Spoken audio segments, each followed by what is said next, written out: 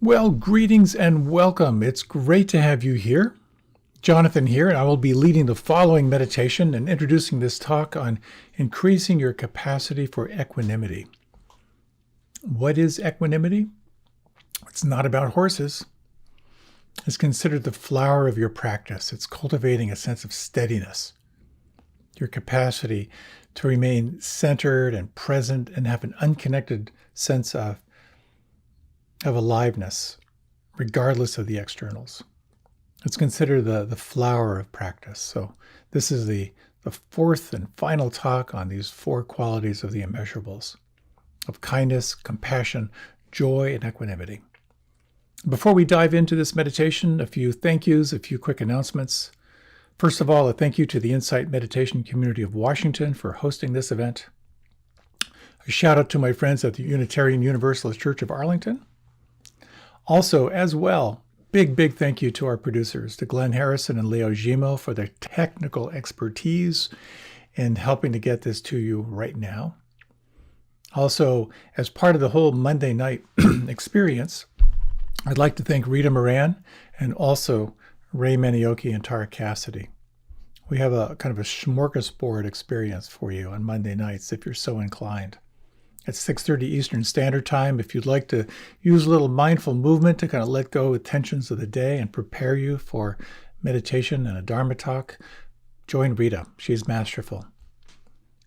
This starts at 7:30 Eastern Standard, ends at 8:30 Eastern Standard, and at about 8:34 Eastern Standard, you can join Mindful Dialogue, facilitated by Ray and Tara, an opportunity to connect with like-minded cool people and to share about your practice, about the talk, about how your practice is evolving, challenges that might arise in your practice. It's a wonderful opportunity to come together with like-minded people. It's kind of a rare thing. So thank you very much, Ray and Tara, for your offering. None of us receive any direct compensation. This is all offered in the spirit of generosity, following the essential teachings in this Buddhist tradition that the teachings, the experiences that we come across here are priceless. So therefore, there should be no charge. They should be offered freely to everyone, so anyone who's interested can have easy access. That just inspires the heck out of me. So I'm really grateful to be able to do this. And your support, your generosity fuels this whole thing and keeps it moving forward. So thank you for your support. Deeply appreciated. There's a newsletter, if you like, a monthly newsletter that offers a compendium of talks, what's coming up next, and my best photography for the month. So feel free to join that if you like. And with that, let's move into our meditation. We will do a little bit of centering, a little bit of gathering of attention, and we'll do a little exploration at the very end, kind of attuning to what does it mean to have this sense of an unchanging quality of steadiness and presence. So with that, you might like to reach your arms up overhead, stretch up to the left side, through the right side, open your jaw wide, let out any sounds, anything you're holding on to. Now is a good time to let it go. You might bring your shoulders up toward your ears, kind of roll the shoulders a little bit. And as best you can, just to ensure you won't be disturbed for this next little period of time. As you're ready, you can close your eyes.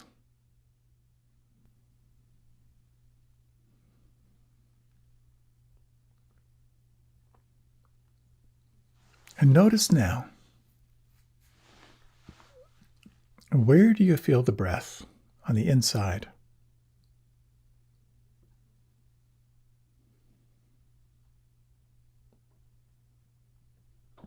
If you open your attention to sounds, what sounds right now are dominating?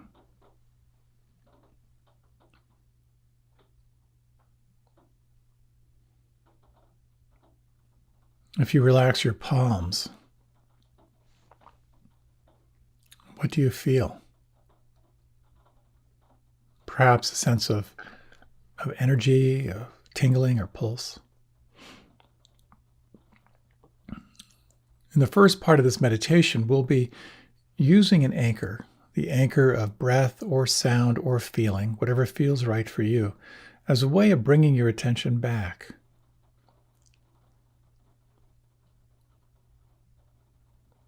Of course, if you've practiced meditation before, you know that it's very difficult sometimes to explore this sense of relaxed, present moment awareness in contact with your anchor.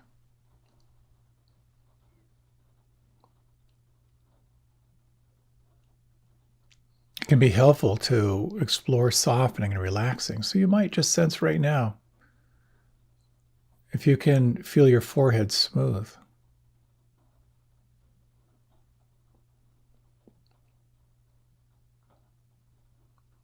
Can you imagine your pulse strong and regular?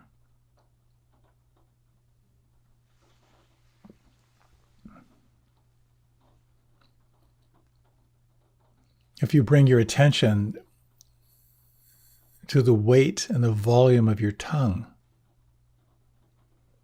could you relax your tongue in a way that it fills your lower jaw?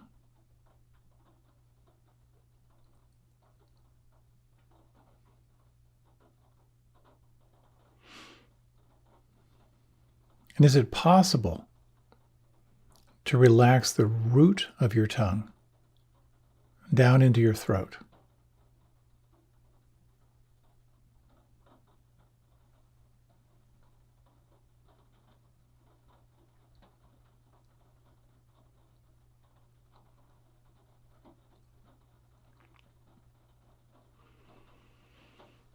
You might imagine your arms are heavy. Feel your arms like they're heavy, like heavy drapes hanging from your shoulders. And imagine this heaviness inviting you into a deeper and deeper sense of relaxation.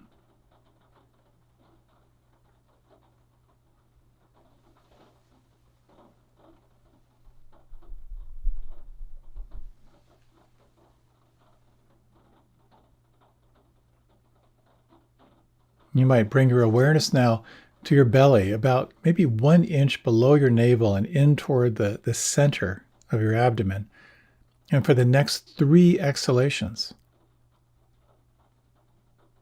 how much can you relax and soften and feel and let go?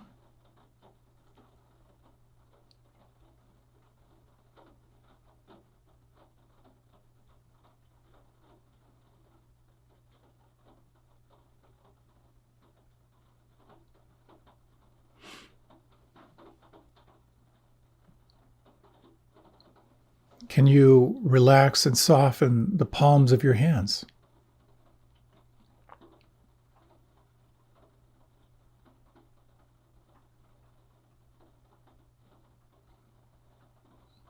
And the backs of your hands?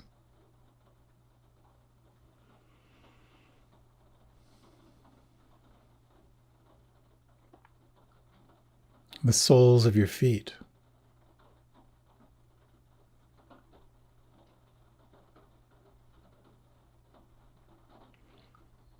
And is there anything right now that could relax or soften or let go even more?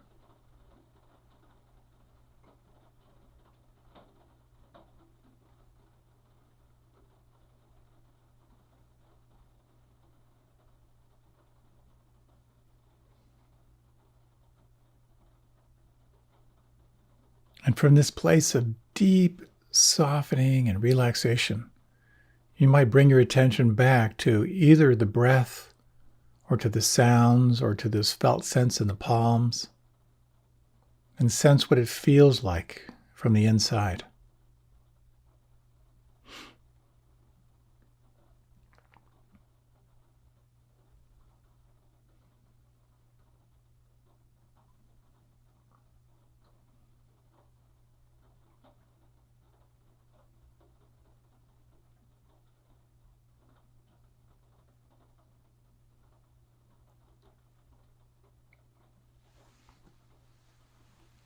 When you notice the intrusion of the mind, when you're lost in a thought bubble, or aware of the commentary, can you let it go?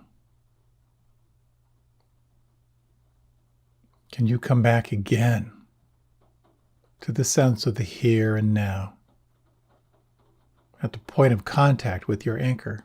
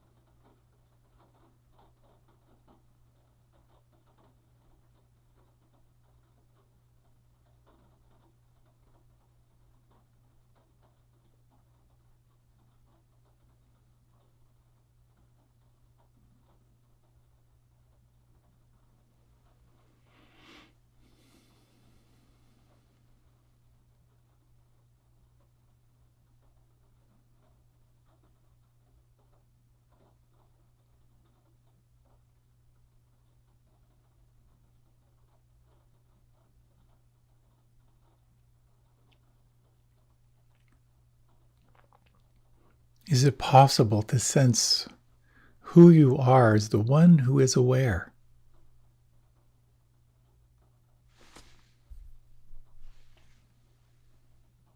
Noticing what's changing and letting things be.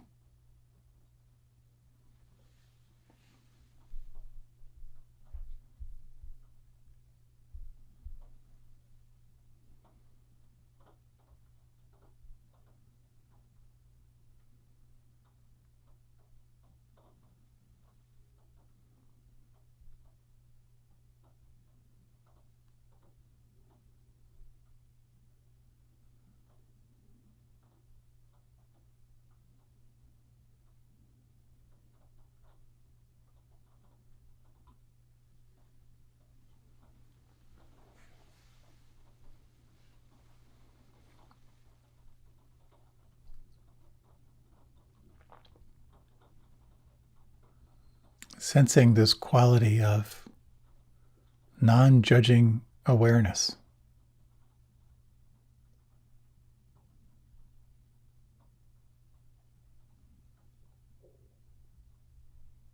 In these final moments, you might take a moment to explore the following questions.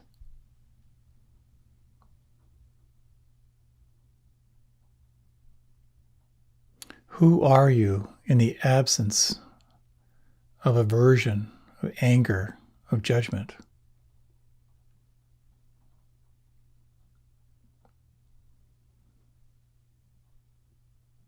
Who are you in the absence of planning, of fantasy, of wanting?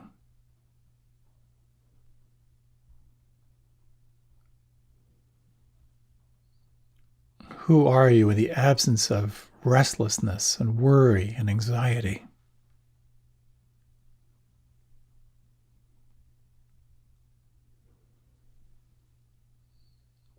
Who are you in the absence of feeling numb, of sleepiness, of heaviness, of depression?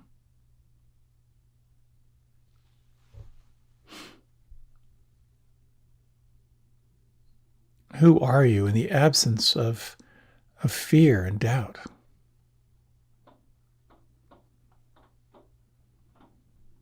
You might imagine that you're in an airplane and you're taking off in cloudy skies. In a few minutes, moving through the turbulence, you are above the clouds in the sunlight.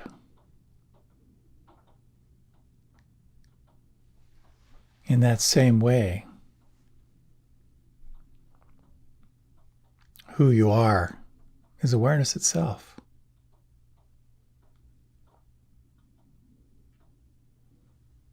You might gently deepen the breath, let your body move in any way that feels good for you. Feel free to open your eyes, or if you like, you can remain your eyes closed as we'll move very gracefully, hopefully, into this upcoming talk. Equanimity is your capacity to touch into that which is unchanging. It's considered the flower of practice. And with practice, you can absolutely increase your capacity for equanimity, your capacity for steadiness, your capacity for bliss. Thank you so much, and please enjoy this following talk, the fourth talk on these immeasurable states, opening to greater and greater possibility in your life.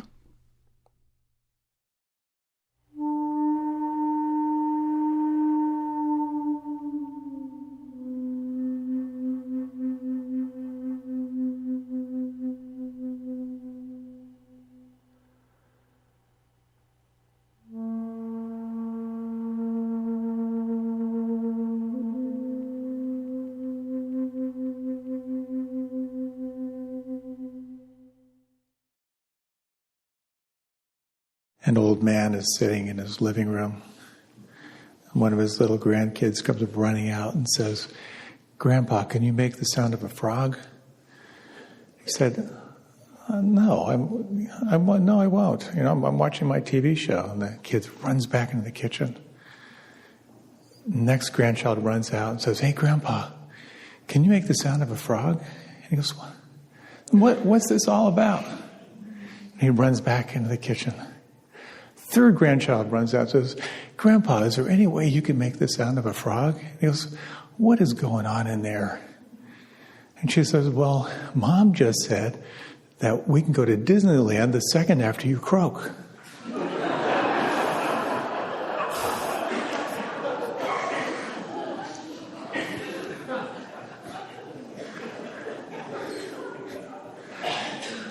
Tonight's talk is on equanimity. Obviously, those kids didn't have much. They had an agenda.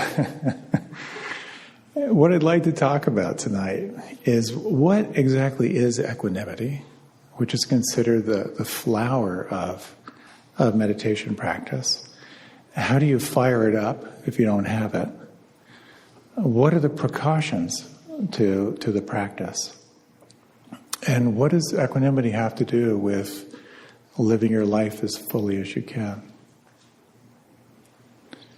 Equanimity is considered a wonderful state of non-judging presence and spaciousness. The Buddha described it as abundant, exultant, immeasurable, without hostility or ill will. So it sounds pretty good. And of course, as we move through life, we are just hit all the time with all kinds of factors that pull us away from that spacious, allowing presence. When I was in the Peace Corps in Niger, someone explained to me that it was actually cheaper to get clothes made by a tailor than to buy them. I thought, wow, perfect, given this freaky body of mine. How great it would be to get some clothes made. So I met a tailor, wonderful, wonderful guy, and he took my measurements. He said, this will be great. He said, just come back tomorrow. I thought, wow, that's great. And so I came back the next day, and he welcomed me once again. We, shook hands, and I said, so how are things with my clothes? He goes, oh, come back tomorrow. I did that day after day. And I realized I was starting to get really impatient until I realized there's a kind of a different concept of time in that particular culture where I was. In fact, I found as I was going through my training in the local languages that there were actually no tenses in that language. You really couldn't say the day after tomorrow. It just didn't exist. And so all there really was now, today. And I found out that if you wanted to say now, you would say today. Today is now. But tomorrow is actually an extended time from today. It was a great lesson in cultivating equanimity. I'm seeing my impatience and my anticipation and my frustration. And of course, this is what we encounter in daily life. Things don't necessarily go your way. And how do you cultivate that sense of spaciousness? So just a little 2-minute Zen pop quiz, if you will. You can close your eyes. I'd like to read just a very short description. This is kind of a classical description of equanimity. I thought it might be nice just to sort of try it on internally. It's really just one sentence. If your mind becomes firm like a rock and no longer shakes in a world where everything is shaking, your mind will become your greatest friend, and suffering will not come your way. And you might take a moment just to sense this. Can you feel something inside that doesn't shake in a world where everything shakes?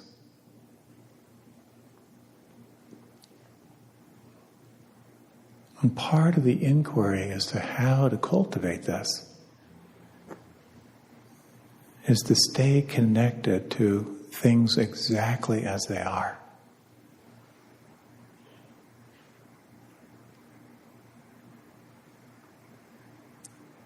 Can you stay connected to things exactly as they are?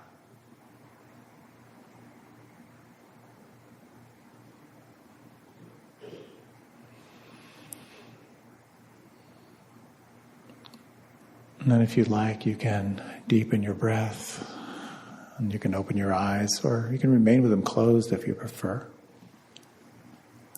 So this term equanimity in Pali is referred to as upekkha. And there are kind of two elements in this word, and the way they fit together gives a little bit of insight into this. One translation is it's to look over. It's sort of the power of observation, to see with understanding, but also to kind of see with patience at the same time. One of the classic descriptions is it's like a grandmother with her grandchildren. And she loves her grandchildren, but she's a little bit less likely to get caught up in their drama because she's kind of seen it before. So there's kind of a looking over, but with a quality of wisdom. But it also means to stand in the middle.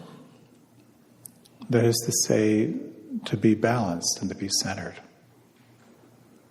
So it's this quality of seeing with a quality of wisdom and also with a quality of balance.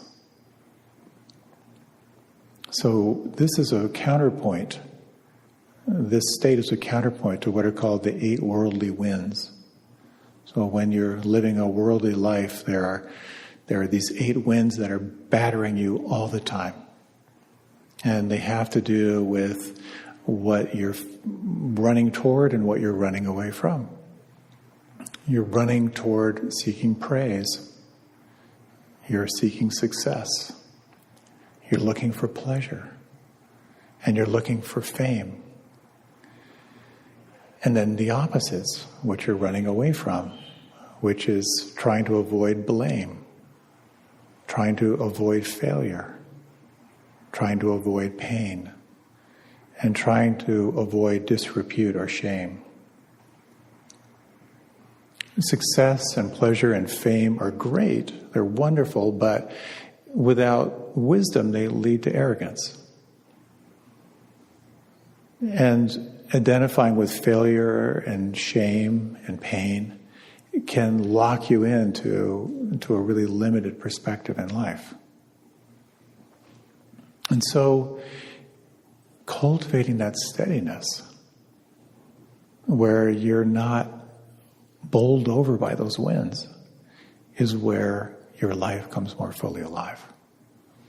As I've shared before, I've met a lot of incredibly successful people, materially successful people, who are deeply driven by an abject fear of failure. So the question then is, how do you cultivate this sense of equanimity? And one very practical element is through training your mind. And one of the ways you can train your mind is through developing your capacity for concentration. The teacher U Pandanita says that this quality of equanimity or steadiness, it comes from being aware moment to moment without a break. When you're moment to moment present to what's real, there's no opportunity for the fear and the anxiety to come in. Now, of course, when you're practicing meditation, you no doubt have had moments of feeling that sense of really deep peace, where you sort of get concentrated, you get in a flow state, and no doubt you have had moments where you've completely lost it, and that's kind of what our practice is. You have an anchor, you gather your attention, you relax and concentrate, you get more and more present, and then suddenly you're hallucinating about what a horrible day it's going to be tomorrow, and then you notice and you bring yourself back. So developing your mindfulness practice, your meditation practice, is a very, very powerful tool. And what happens is you wake up more quickly when you're caught in one of those 8 worldly winds. And over time, with patience and persistence, there can be more and more of a sense of really abiding in the here and now. So developing the mind is really important. And there are a number of qualities, the 7 faculties of mind that you can focus on developing, which I've talked about before. The other aspect, in addition to just training your mind in a formal way, is letting life be your teacher. Really paying attention to the nature of life and to the nature of reality. And this can be a profound, profound teaching. One of the most poignant stories, a classic story, which you may have heard before, is in the Buddha's time, a woman who lost her young child and had just immeasurable grief. And she went to the Buddha and she said, you're this master teacher that everyone's following. You must have these amazing powers. Bring my son back to life. And of course, he said no, he couldn't do that. But she was very insistent and kept insisting. And he said, I'll make you a deal. He said, if you can find a household where death has not come and bring back a mustard seed from that house, I will bring your child back to life. And with great passion and love for her lost child, she went off on her quest. And as you can imagine, she went to household after household after household, and not only saw that death comes to every household, but also came in contact with the deep, abiding grief that everyone shares. And when she came back with a profound sense of equanimity, with the deep wisdom of seeing clearly into the nature of reality, but also a heart that was awakened to that suffering. The Serenity Prayer really says it all. God, grant me the serenity to accept the things I cannot change, courage to change the things I can, and the wisdom to know the difference. It's all right there.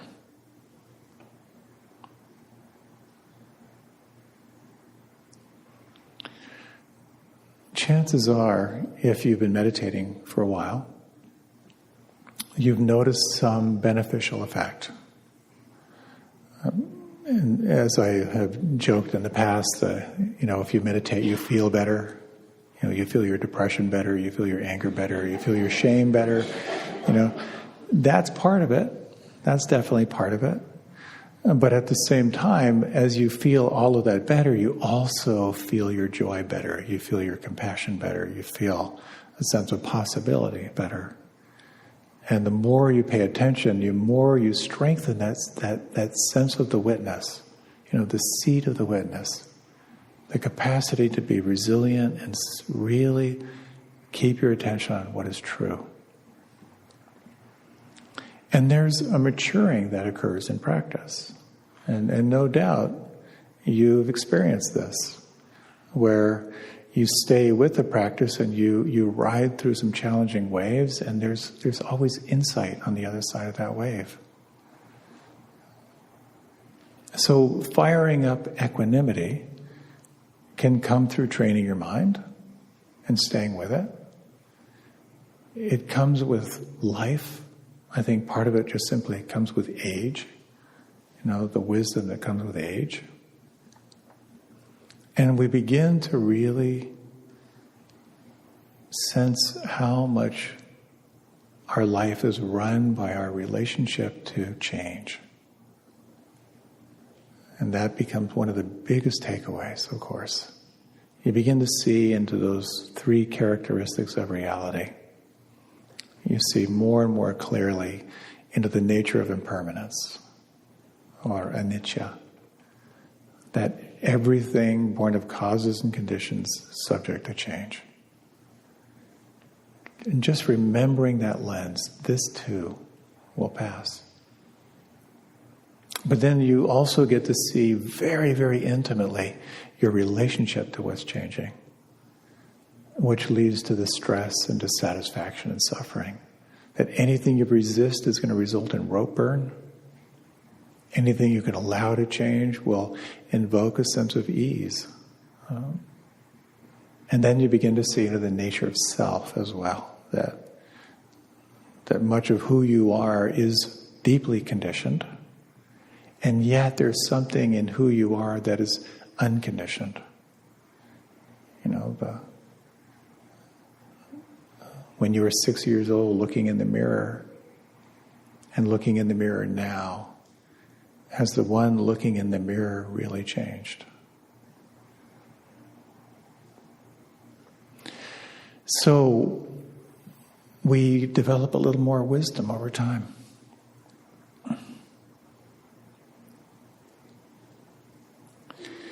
And then the question becomes, as you're developing these capacities, how do you work it? And there's some very practical ways that you can engage in life as an exercise in cultivating equanimity. I've talked about one of my personal practices that at some length in the past. When I moved down here to DC, developed a completely fresh perspective on training my heart and mind. It's daily, it's alive, provides never-ending opportunity, which I call driving as a spiritual practice. I worked on this one a lot. When I first moved down here, I just simply lived in constant outrage every time I got behind the wheel. And then I started to see, with the help of my spousal unit sitting next to me, just how reactive I was to life in a car. And I actually decided to take on driving as a spiritual practice. Failing miserably time and time again, but it really has changed my relationship to driving. Can I actually drive with equanimity? Can I actually be a well-wisher of all as I'm making my way down the highway? And I get some wonderful growth opportunities along the way. But that's what happens in life. And someone once said, this is one of the best definitions of meditation. Meditation is one insult after another. Have you noticed that in your practice? You think you're sort of steady, and then suddenly you realize with horror where your mind has gone. The little rat hole your mind has just gone down. And it's the same in life. There's a certain steadiness, a certain equilibrium, and then something, one of those winds just comes and knocks you over. And a really wonderful way to practice, it's a question that comes up from time to time when people will ask, if I'm meditating and I have an itch, is it legal to scratch it? And it's actually a phenomenal opportunity to explore if you have a little bit of patience. Some traditions will say absolutely not. There are some traditions where you do what's called a sitting of strong determination. Like you do not move. Just be the witness of what's arising. But it's a fascinating thing, and just as a little practice tip, that let's say your nose is itching, and you feel the unpleasant sensation begin to arise. And as you watch it, you watch the mind. At some point your mind will say, if I don't scratch that itch, I'm going to start screaming out loud, running out of the room. But what you can do is watch the sensation build and then make a conscious decision to scratch the itch. So you actually, you watch it, you make the decision, and then you feel your hand moving through space. And then you scratch the itch. And then you'll watch, again, this is you're watching the level of what's called Vedana. And Vedana is the feeling tone. And Vedana has three characteristics. Unpleasant feeling tone, pleasant feeling tone, and neutral feeling tone. So you'll scratch the itch, and then you'll watch the unpleasant morph into pleasant, and then maybe move into neutral, and bring your hand down, and then something unpleasant will arise, giving you more opportunity to explore equanimity. But it's really, it's a fascinating thing to slow down and observe your reaction to anything that's happening. And as we often say in meditation practice or mindfulness practice, it's not just what's happening, it's your relationship to it. Can you notice your reaction? Is there aversion? Is there pushing away? Is there reaching? Is there grasping? Is there boredom? Notice that. It can be valuable information. So there are some precautions to be aware of. This is the fourth of what are called the Brahma Viharas we've been talking about. These are the immeasurable states of the heart, or the immeasurable intentions. And each of them has what are called near enemies. So the first one we explored, loving kindness, like cultivating that sense of metta or friendliness, it can very easily, unselfish love can very easily turn into selfish love. Just that little bit of attachment that can just kind of creep in when you're practicing friendliness. Either the attachment to the result you're going to get from offering friendliness, or you just really like something and you want more of it. So just to be aware that the practice of loving kindness can lead to a little bit of clinging.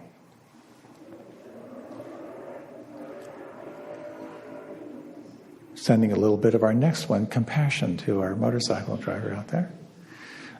Compassion, the capacity to feel what another feels. So when you feel compassion for someone who's suffering, it's a really beautiful thing, but the near enemy is pity. Very slight distinction between feeling compassion for someone and feeling pity. Feeling pity is separation. You're separating yourself. Compassion is being with feeling. Our fourth category of sympathetic joy or unselfish joy, that can have a near enemy of kind of what's called sort of like blind euphoria. And they're just sort of like, a sense of being really joyous but ungrounded at the same time. It can also have a quality of jealousy, that when you're wishing someone else well, it can easily glide into, well, I'm wishing you well, but boy, I really wish what you had. You can kind of sense that slide into another state. And equanimity, which is this capacity to hold spacious presence, can very easily look like indifference. It can easily look like a little bit of disassociation, where you're actually removing the heart from what you're seeing. So it requires some special attention. In this practice, we talk about non-judging awareness. Sometimes we use the word the witness. And when you're the witness to your experience, that witness can sometimes be very cold. And that cold witness can look like indifference. That's not equanimity. Equanimity is the sort of the wise, compassionate seeing.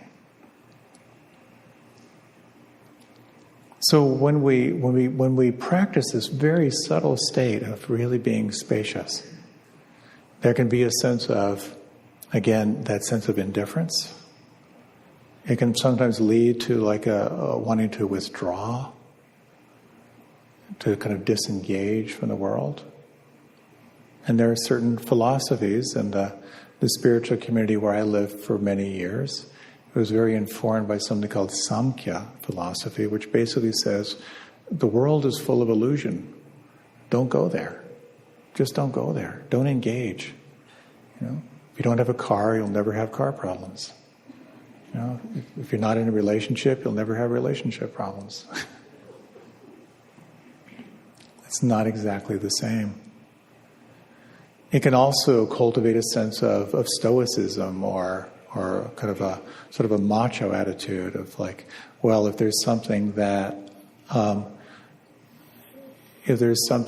unpleasant, I'm going to force myself to feel it because that's what equanimity is. That's not equanimity.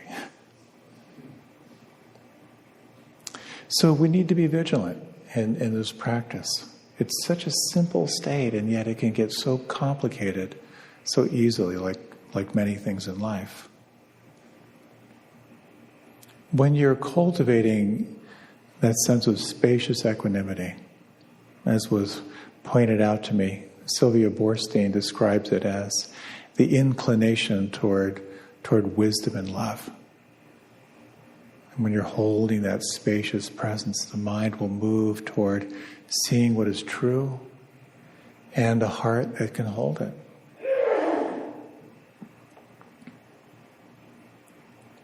So the seeing what is true, such an integral part of the practice. I've been meeting with a couple. I'm going to be officiating their wedding in a couple weeks, and they're both really deep into these practices. They've both done multiple intensive retreats, and they were saying how they would like for me to talk about the Dharma, about these teachings. They kind of wanted to really take some time to really talk about clear seeing. And I just imagine myself saying something like to the congregation, Lou and Rachel would like me to remind you now that you're going to die. Everyone you know is going to die in no particular order. And everything you love in this world is going to vanish. And in a few generations, no one's going to remember your name. So on that note, let's get on with the wedding. But that is an important part of the practice, is recognizing what is true. And just as mindfulness is made up of these two wings, this capacity to see what is true and the capacity to cultivate a heart that can hold that, those are the elements that cultivate equanimity as well. So why don't we again do a short little reflection?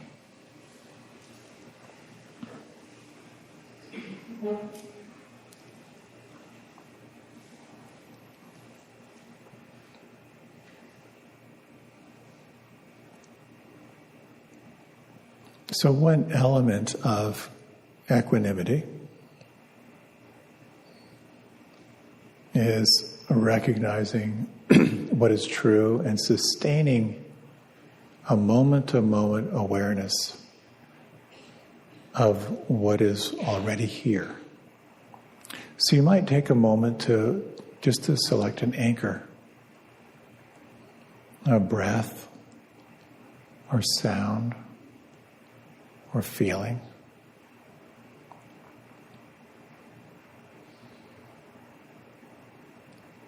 And just sense what it's like to engage into this mind training of paying attention on purpose, sustaining attention on a focal point.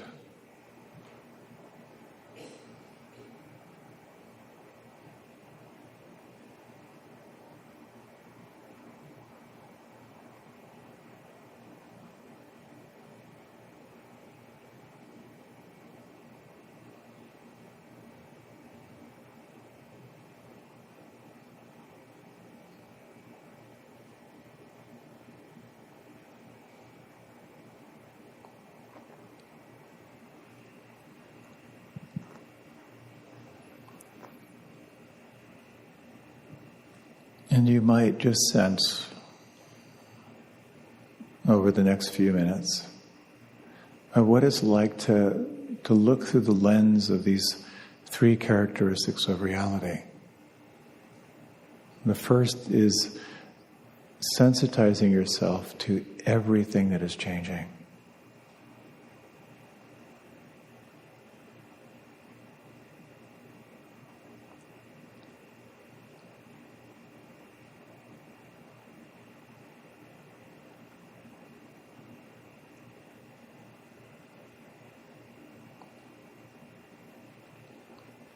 And the second characteristic is sensitizing yourself to your relationship to what is changing.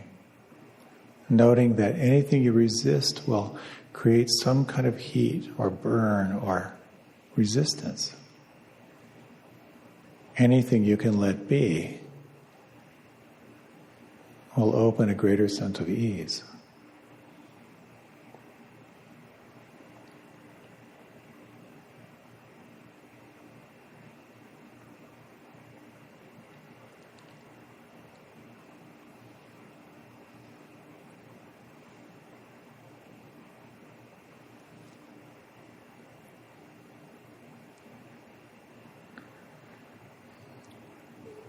The third characteristic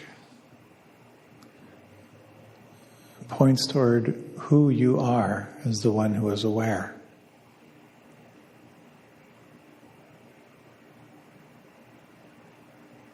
A quality of spacious, unconditioned awareness.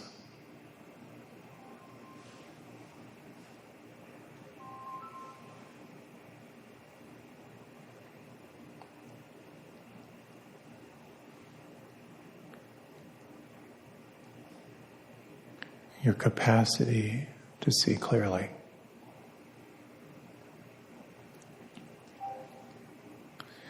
And sensing as well, is it possible to call on some form of loving presence?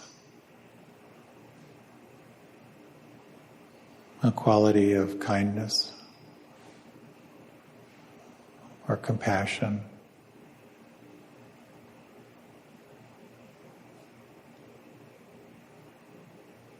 A heart that can hold this changing moment.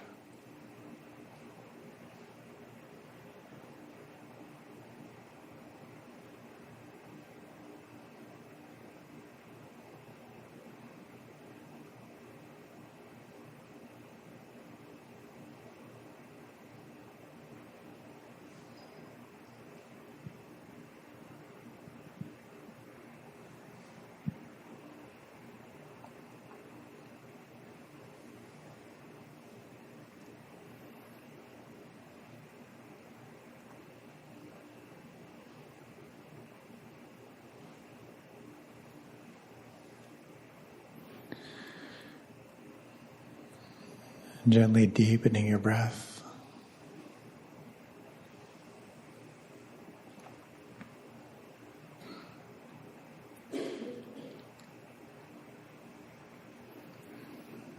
In your own time, letting your eyes open.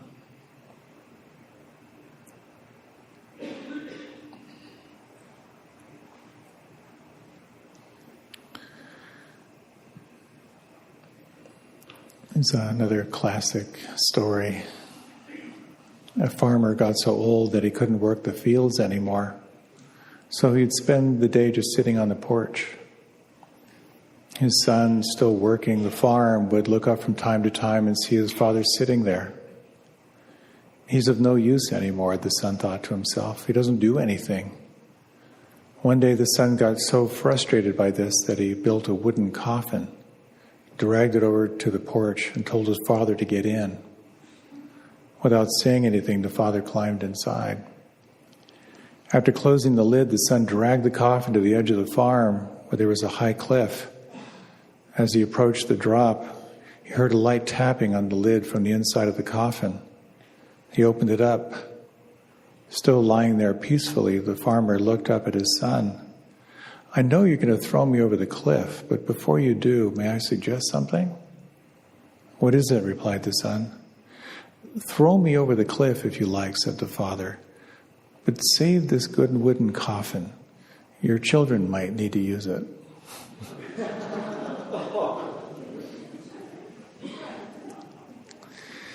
There's this wonderful poet that said, from time to time, it's helpful to take the 3,000-year view. And I love that line. It just sort of pops into my mind every now and then. That when I just imagine the 3,000-year view, the tightness and the pettiness and the fear and the anxiety has a lot more space. And it really helps to open up the frame of this amazing life that we're living. This practice is very much around wholehearted, enthusiastic cooperation with reality. And it requires a sense of rigor. It requires a sense of patience. It requires that you relax again and again. It requires that you call on a quality of heart to stay present. It requires that you pay attention. It requires that you find others who want what you want, which makes the path so much more enjoyable.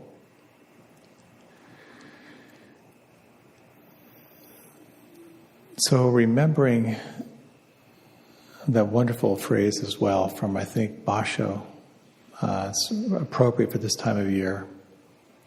This little koan that says, "Spring comes and the grass grows by itself." That when we can take that big step back, it changes the frame of how our life opens up in front of us. Let's close with a very short little meditation and a short reading I'd like to share with you.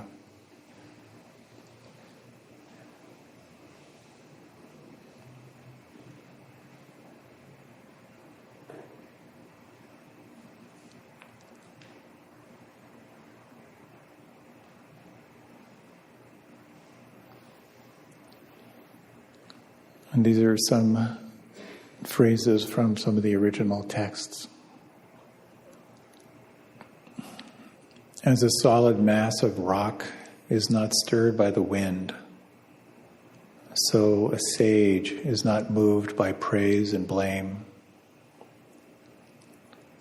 As a deep lake is clear and undisturbed, so a sage becomes clear upon hearing the Dharma.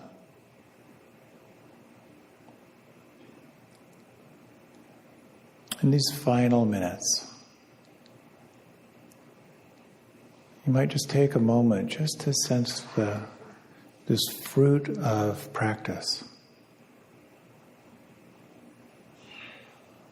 The mind vibrant, alert, and seeing clearly. And a heart that can hold the mystery of your life.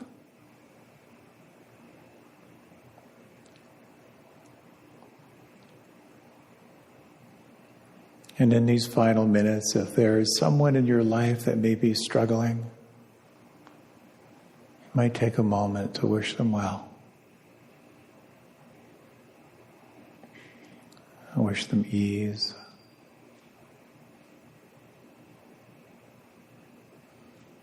I wish them safety and freedom.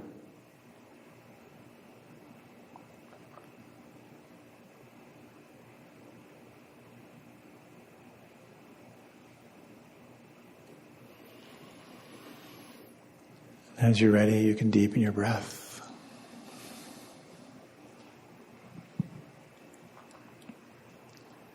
And when you're ready, you can open your eyes.